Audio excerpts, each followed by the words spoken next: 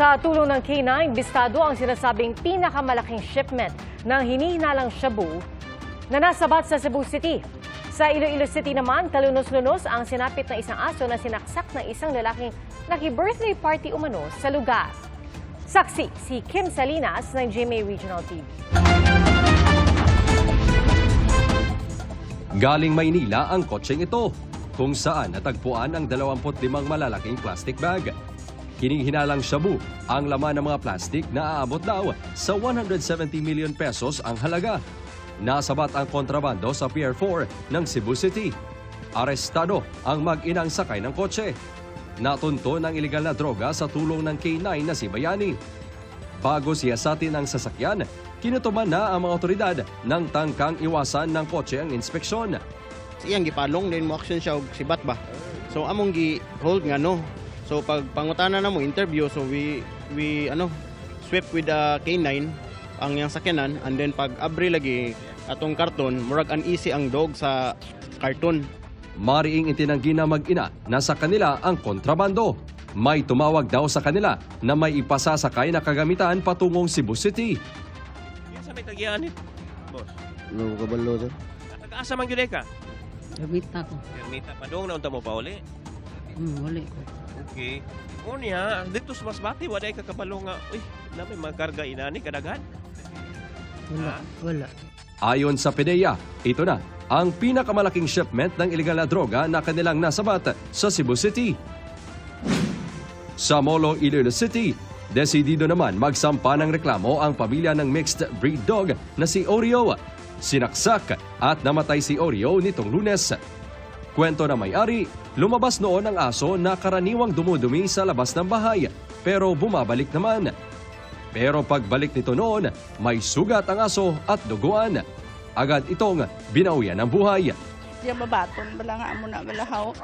Sa sa pilalang kasigundo, nadula. Tapos sa akon pa makakamot na siyempre sakit-sakit. Hindi ko diya mabaton. Ayon sa isang saksi, 20 anyos na lalaki ang sospek na gumamit umano ng ice pick sa krimen. Dayo mula sa ibang barangay ang sospek na naki-birthday lang daw sa lugar. Sinikap ng GMA Regional TV na makuha ang panig ng sospek pero hindi siya natunton sa kanyang barangay. Para sa GMA Integrated News, ako si Kim Salinas ng GMA Regional TV. Ang inyong saksi. Magkasunod na lindol ang yumanig sa Visayas at Mindanao kaninang umaga. Saksi si Marie Zumali. Grabe crack mga dere no. Ganito karami at kahaba ang mga bitak sa kalsada sa Barangay Himayangan sa bayan ng Liloan, Southern Leyte. Umangat din ang ilang bahagi ng daan. Grabe. Sa Barangay Tabugon, bumagsak at humambalang naman sa kalsada ang mga naglalakihang bato. Mabuti na lang at walang natama ang sasakyan o residente. Pasado alas 7:30 ng umaga kanina nang tumama ang magnitude 5.8 na lindol sa Southern Leyte. Ang lakas ng pagyanig umabot hanggang intensity 6 na naramdaman sa bayan ng San Francisco kung saan din naitala ang episentro. Doon mababaka sa bahagi ng ilang kalsada na nagbitak at nadurog ang lakas ng lindol. Wasak din ang pader ng ilang bahay. May mga nakita ring debris sa loob ng isang paaralan at lumaylay na bahagi ng isa pang gusali. Ang pagyanig ramdam din sa iba pang bahagi ng Visayas at umabot pati sa Surigao del Norte sa Mindanao. Ayon sa Office of Civil Defense, sa ngayon ay wala namang ulat na nasaktan o nasawi mula sa lindol. Patuloy ang sinasagawang assessment ng OCD Eastern Visayas sa mga bayang apektado ng lindol. 4 na oras lang ang lumipas, sunod na niyanig ng malakas na lindol ang Zamboanga del Norte. Ang naitalang lakas ng lindol, magnitude 5.4. Nagkaroon ng malalaking bitak ang pader ng isang classroom sa bayan ng Siocon. Nabulabog at nagsitakbuhan naman palabas ng kanilang online teaching tutorial office ang mga estudyante ng isang paaralan sa Ipil, Zamboanga, Sibugay.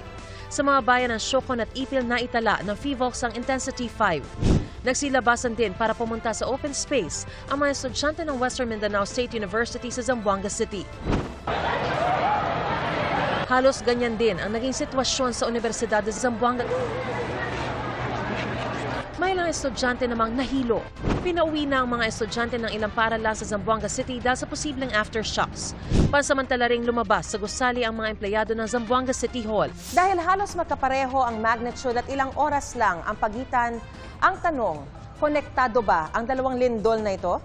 Kaiba po yung strukturang gumalaw. Yung sa Leyte po, ito po ay posibleng may kinalaman po dito yung local active fault.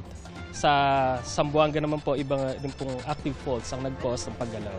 Hindi rin naman daw kinailangan maglabas ng tsunami warning ng FIVO sa parehong insidente. So, ang mahalaga po pa rin dito ay yung paghahanda. So yun po yung mga poorly built, tsaka po yung mga gumagamit ng mga substandard materials.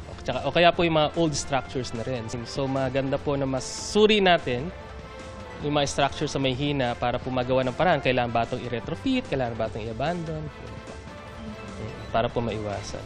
Para sa GMA Integrated News, Mariz Umali ang inyong saksi. Makikipag-usap na raw ang Pilipinas sa International Criminal Court o ICC kaugnay na investigasyon sa war on drugs ng Duterte administration. Sinabi ni Justice Secretary Jesus Crispin Remulla sa isang panayam sa Reuters, hindi ito lalabag sa batas ng Pilipinas dahil dati na rin pabalik-balik sa bansa ang ICC. Hindi naman sinagot ng kalihim kung bukas pa ang posibilidad na umanin muli ang Pilipinas sa ICC. Inalmahan naman ito ni Attorney Salvador Panelo, dating tagapagsalita ni dating Pangulong Rodrigo Duterte. Git niya, pagpapawalang bisa ito sa sinabi ni Pangulong Bongbong Marcos na walang jurisdiksyon ng ICC sa bansa. Tila pag-atake rin daw ito sa teritoryo at soberanya ng Pilipinas. Sabi pa ni Panelo, mag-resign ang mga opisyal na tutod sa mga desisyon ng Pangulo. Malapit na magpasya ang Pilipinas kung saang international platform ihahain ang kaso laban sa China kaugnay sa pinsalang dulot ng mga aktibidad dito sa yamang dagat sa West Philippine Sea. Saksi si JP Soriano. Ecological disaster ang tawag noon ng ilang eksperto sa pagkasira ng mga coral sa Escoda Shoal na mahigit 70 nautical miles mula sa Rizal, Palawan at nasa loob ng exclusive economic zone ng Pilipinas. Sa gitna ito ng napaulat na reclamation activities umano ng China roon.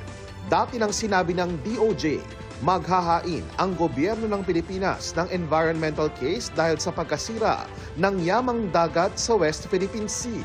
At sa ulat ngayon ng Reuters, sabi ni Justice Secretary Jesus Crispin Remulla, malapit nang magpasya ang Pilipinas kung saang international platform maghahain ng kaso. Ani Remulla, maraming ebidensyang nakuha ang Philippine Coast Guard at iba pang ahensya. Posible ngayong taon ihain ang kaso na maghahabol daw ng danyos. Ngayong araw, nagkausap naman sa telepono sina Foreign Affairs Secretary Enrique Manalo at bagong US Secretary of State Marco Rubio. Ayon sa US State Department, pinag-usapan ng anilay delikadong mga ginagawa ng China sa West Philippine Sea na nakakaapekto sa stability sa rehiyon at taliwas sa international law. Anila, ironclad o matibay pa rin ang commitment ng Amerika sa Pilipinas sa ilalim ng Mutual Defense Treaty kung saan obligado ang dalawang bansa na ipagtanggol ang isa't isa sa oras na magkaroon ng armadong pag-atake. Sabi naman ni Manalo na pag-usapan nila ni Rubio ang kahalagahan ng alyansa ng Amerika at Pilipinas para sa seguridad at ikauunlad ng Indo-Pacific region. Umaasa raw si Manalo na mapanatili ang matibay na relasyon ng Amerika at Pilipinas. Sa ngayon, binabantayan pa rin ang mga Chinese ship na nasa loob ng EEZ ng Pilipinas. You do not possess any legal authority to patrol inside the Philippine Exclusive Economic Zone. Noong Martes, ang BRP Suluan ng PCG ang nag-radio challenge sa mga barko ng China na nasa 60 to 70 nautical miles mula sa Zambales. Pinalitan na ito ng BRP Cabra na itinuloy rin ang pang-radio challenge sa mga barko ng China Coast Guard. Nakipagpulong na rin si Defense Secretary Gilberto Teodoro kay US National Security Advisor Mark Waltz. Ayon sa Defense Department, umaasa ang team ni Waltz na dadami pa ang mga aktibidad para sa mutual security bilang suporta sa malayang Indo-Pacific region. Batay sa ulat ng Reuters, nasa Pilipinas pa rin ang Typhoon missile system ng Amerika. Inilipat daw ito mula sa Lawag, Ilocos Norte, patungo sa ibang lokasyon sa Luzon. Idineploy ito noon sa Pilipinas para sa military exercise noong 2024. at kayang magpalipad ng missile patungong China at Russia mula sa Pilipinas. Giit ng China, delikado, irresponsable at nanguudyok lang ng arms race ang pananatili ng typhoon system sa bansa. Kaugnay naman sa pulong ni Rubio at Manalo, sabi ng China walang karapatan ang Amerika na makihalo sa maritime issues ng China at Pilipinas.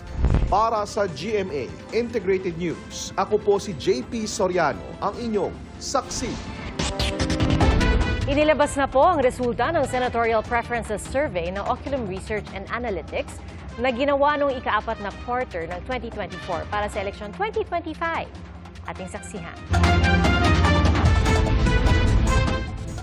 Sa senatorial survey na isinagawa ng Oculum Research and Analytics katuwang ang RMN Network noong December 16 hanggang 22, 2024, una sa listahan si Congressman Erwin Tulfo, sinundan ni na dating Senate President Tito Soto, broadcaster na si Ben Tulfo, incumbent Senators Bong Revilla at Pia Cayetano, dating Senador Manny Pacquiao, sina Senador Bongo at Bato de la Rosa, Makati City Mayor Abby Binay, dating Senador Panfilo Lacson, Congresswoman Camille Villar, TV host Willie Revillame at Senadora Amy Marcos. Kabilang din sa 25 nasa listahan ng ilang kasalukuyan at dating mambabatas, mga abogado, dating LG officials at iba pang personalidad.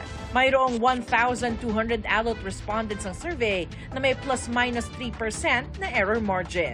Para sa GMA Integrated News, Sanima Refran, ang inyong saksi.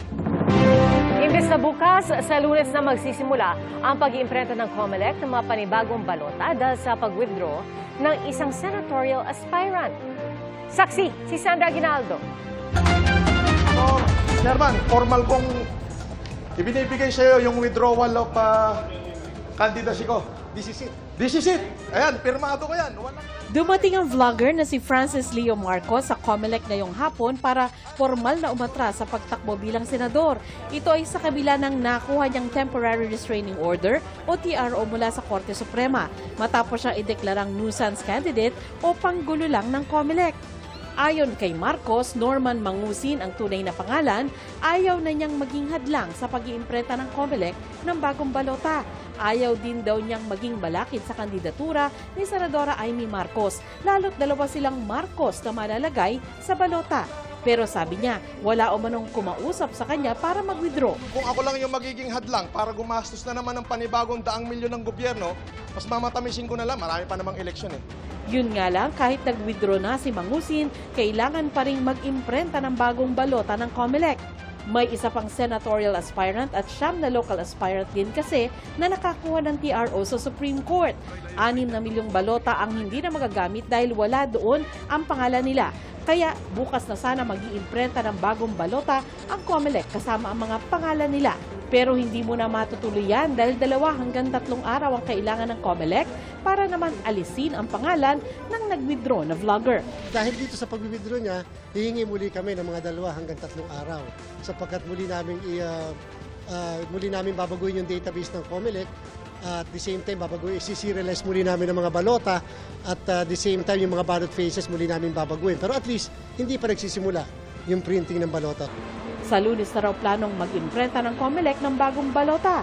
Kaya panawagan ni Garcia. Nananawagan po tayo sa lahat ng mga iba pang kandidato na gusto mag-withdraw, nagnanais na hindi na tumuloy. Gawin niyo na po kaagad dyan habang hindi po kami nag-iimprenta ng balota.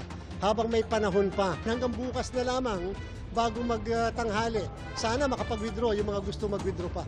Para sa GMA Integrated News, Sandra Aguinaldo, ang inyong saksi.